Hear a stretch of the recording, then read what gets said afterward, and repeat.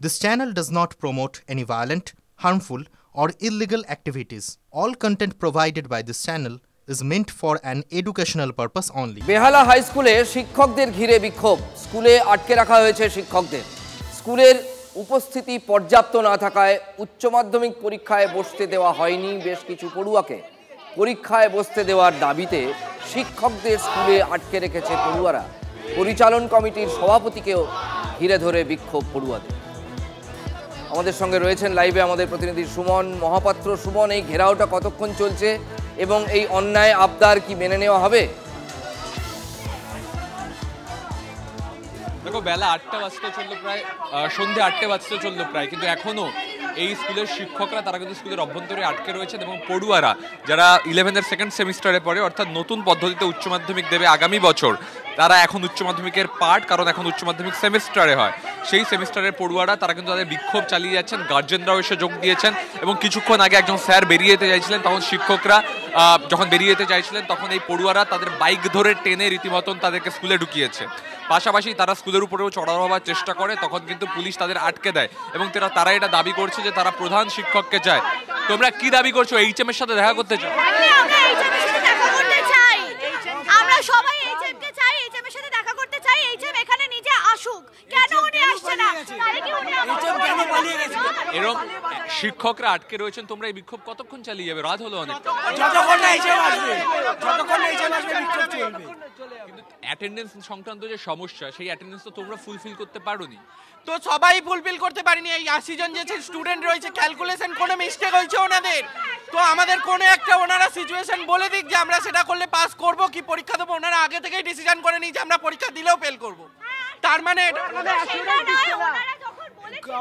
অনেক স্টুডেন্ট তারাও রয়েছে যারা এই অ্যাটেন্ডেন্স ফুলফিল করতে পারেনি, বাট তাদের থেকে 300 টাকা ফাইন নিয়ে তাদেরকে বসতে দিয়ে দিচ্ছে। স্যার বেরিয়ে যেতে চাইছিলেন বাইক নিয়ে, তোমরা স্যারকে আটকালে, কি বলতে চাইছো? স্যার চলে যাওয়ার পরে আমাদের কথা শোনার মতন আর কেউই থাকবে না। হেড স্যার এখনই আসছে না, স্যারেদের বিপদে আমাদের বিপদে আসবে বলে আপনাদের মনে হয়? এবং এই পরিস্থিতি যখন চলছে রাজা, তখন পুলিশ তারা কিন্তু এখানে পুরো একদম পাহারায় রয়েছেন বলা চলে, একদম স্কুলকে আঁকড়ে।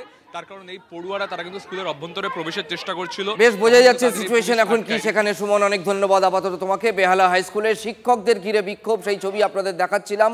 স্কুলে আটকে রাখা হয়েছে শিক্ষকদের।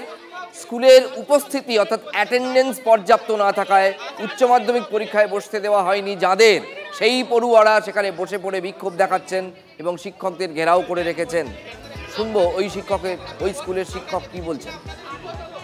আমরা অভিভাবকদের বলেছি আপনারা ঠিক করুন, আপনাদের তরফ থেকে 2 জন বা ম্যাক্সিমাম 4 জন আমাদের সঙ্গে বসবেন। দরকার হলে আমরা কাউন্সিল বা বোর্ডে যাব, যদি কোনো রাস্তা বের করা যায়। আমরা কেউ তো আইনের ঊর্ধ্বে নয়, আইনের বাইরে যে আমরা কেউ কিছু করতে পারবো না।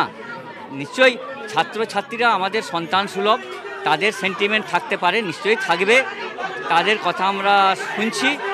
কিন্তু যেখানে আইন মোতাবেক কিছু করা যায় কিনা সেই জন্যই চিন্তাভাবনা করছি, সবাইকে নিয়ে আগামীকাল আলোচনায় বসছি। এটাই আমার ইচ্ছে, সবাইকে সেটা জানিয়েও দিয়েছি। আর এর বাইরে এই মুহূর্তে তো আমার কাছে অন্তত কোনো সলিউশন নেই। আসছি পরের খবরে। উত্তর দিনাজপুরের ইসলামপুরে পুলিশ কর্মীর রহস্য মৃত্যু। হোটেলের রুম থেকে সুলতান হোসেন নামে পুলিশ কর্মীর দেহ উদ্ধার। সুলতান চোপড়ার বিধায়ক হামিদুল রহমানের নিরাপত্তা রক্ষী ছিলেন। ঘটনার সময় পুলিশ কর্মীর সঙ্গে ওই রুমেই ছিলেন এক মহিলা। তাকে আটক করেছে পুলিশ। মহিলার সঙ্গে পুলিশ কর্মীর সম্পর্ক কি তা এখনো স্পষ্ট নয়। তো এখানে উনি কোর্টের কাছে আসছিল, ওনার বউ আর উনি। তো বলে আমাদেরকে 2 ঘন্টার জন্য দাও, আমরা রুমে একটু রেস্ট ফেস্ট করবো, কোর্টের কাজ হয়ে গেছে, একটু পরে আমরা বাড়ি যাবো। ইতিমধ্যেই উপরে খাওয়া দাওয়া করতে করতে ওনার শরীরটা ওনার অসুস্থ মনে হয়েছে। তারপরে উনি শেষলেস হয়ে গেছে। শেষলেস হয়ে যাওয়ার পরে তো আমরা হোটেল কর্তৃপক্ষ আর ওনার বউকে নিয়ে আমরা ওনাকে হসপিটালে ট্রান্সফার করে দিয়ে আসছি। খাওয়ার খেতে খেতে মাথা ঘুরিয়ে পড়ে যায় এবং হসপিটালে আসে মৃত বলে ঘোষণা। মহিলাকে আটক করেছে সেরকমভাবে এখনো কিছু বোঝা যাচ্ছে না। একজন মহিলা ওনাকে নিয়ে এসেছিল, সেটা ওনার আত্মীয় হতে পারে।